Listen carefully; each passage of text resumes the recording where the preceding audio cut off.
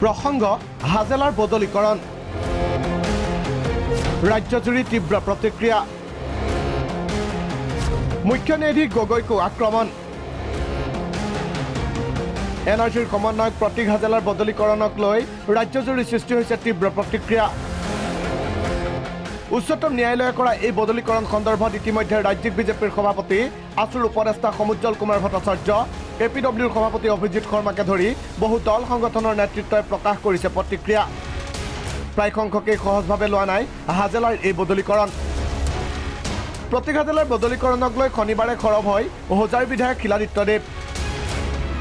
শিলাদিত্যৰ স্পষ্ট মত এয়া এক হাই ড্ৰামা এক ষড়যন্ত্ৰ আজি মোৰ এনেকুৱা এটা লাগিছে যে এটা হাই ড্ৰামা এইটো এটা ষড়যন্ত্ৰ এইটো এটা নেক্সাছ আৰু সেইকাৰণে কোনোবাই বাচিবৰ কাৰণে চাগে হাজেলাক ইয়াৰ পৰা খেদি পঠাইছে হাজেলা ডাঙৰীয়া যদি ইয়াত থাকি যায় অসমলৈ আৰু 17 নৱেম্বৰৰ পিছত তেওঁ যদি কিছুমান তথ্য তেওঁ ৰাইজৰ ওচৰলৈ দি দিয়ে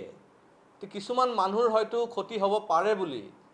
এইখিনি কাম হোৱা যেন মোৰ লাগি আছে তেওঁৰ গৃহ ৰাজ্যত কিয় দিলে একটাই কাৰণ যে তাতে কংগ্ৰেছ চৰকাৰ আছে কংগ্ৰেছৰ লগত যে তেওঁলোকে মিলিত হৈ আছিলে সেইখিনি আজি প্ৰমাণ হৈ গ'ল অকল ইমানেই নহয় দেশৰ মুখ্য ন্যায়াধীশ ৰঞ্জন গগৈৰ প্ৰতিও আক্ৰমণাত্মক হৈ উঠে বিজেপিৰ বহুবল্কী বিধায়কজন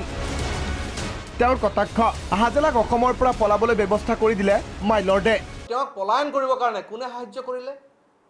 এজন অসমীয়া মানুহে সাহায্য কৰিলে আৰু এইজন অসমীয়া মানুহৰ তেওঁৰ কি দায়বদ্ধতা নাই নিজৰ জাতিৰ কাৰণে যে আগন্তুক দিনত যে ৰাম জন্মভূমিৰ যেটো কেছ আহি আছে তাৰ যে ফলাফল কি হ'ব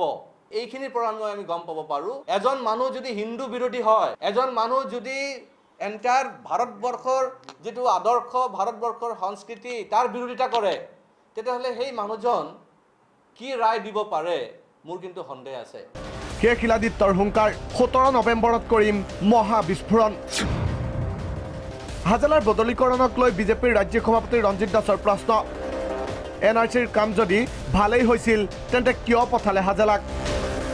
এই প্ৰসংগতে ৰঞ্জিত দাসৰ ৰাজ্য চৰকাৰৰ প্ৰতি আহ্বান হাজেলাক ৰিলিজ নকৰিবলৈ আবেদন জনাওক উচ্চতম ন্যায়ালয়ত ইতিমধ্যে 1600 কোটি টকা তাত ইনভলভ আছিলে এনআৰচি কামৰ কাৰণে গতিকে until and unless the submission utilization submit নকৰাকৈ তেওঁক যদি আমি ৰিলিজ কৰি দিবলগীয়া হয় তেতিয়াহ'লে ৰাইজৰ 1600 কোটি টকা অথলে যাবগৈ এনআৰচিৰ জৰিয়তে যদি ভাৰতৰ মানুহ যদি ভাল কৰিলেহেঁতেন তেতিয়া সুপ্ৰিম কোৰ্টে ক'ব লাগিছিলে এইজন মানুহ অসমৰ কাৰণে খুব ভাল মানুহ হট মানুহ এইজন মানুহে অসমীয়া জাতিটোৰ অসমখনৰ খুব ভাল কাম কৰিব গতিকে এখেতক ইয়াৰ পৰা পোনে পোনে চিফ ছেক্ৰেটাৰীলৈ প্ৰমোশ্যন দিয়া যাওক কেতিয়াওতো সেইটো কৰা নাই আৰু মধ্যপ্ৰদেশত যাওক কিহৰ কাৰণে এইটো মেডিকেল বনোৱাৰ কাৰণে হওক না কি কাৰণত হওক সেইটো বিষয়ে সুপ্ৰিম কোৰ্টে তাত কোনো ব্যক্ত কৰা নাই প্ৰায় 1600 কোটি ব্যয়েৰে প্ৰস্তুত কৰা হৈছিল এনআৰচি এই এনআৰচি নিখুঁত নহয় বুলি ইতিমধ্যে ৰাজনৈতিক দলসমূহৰ লগতে বিভিন্ন দল সংগঠনৰ নেতৃত্বই মত প্ৰকাশ কৰি আহিছে এনে সময়তে প্ৰতীক হাজেলাৰ বদলীকৰণে সামগ্ৰিক ব্যৱস্থাটোক আউল লগালে ভিডিঅ' জাৰ্নেলিষ্ট ৰিজুৰ সৈতে বিচিত্ৰ ৰাজবংশীৰ সহযোগত জনজ্যোতি দত্ত বৰা প্ৰাগ নিউজ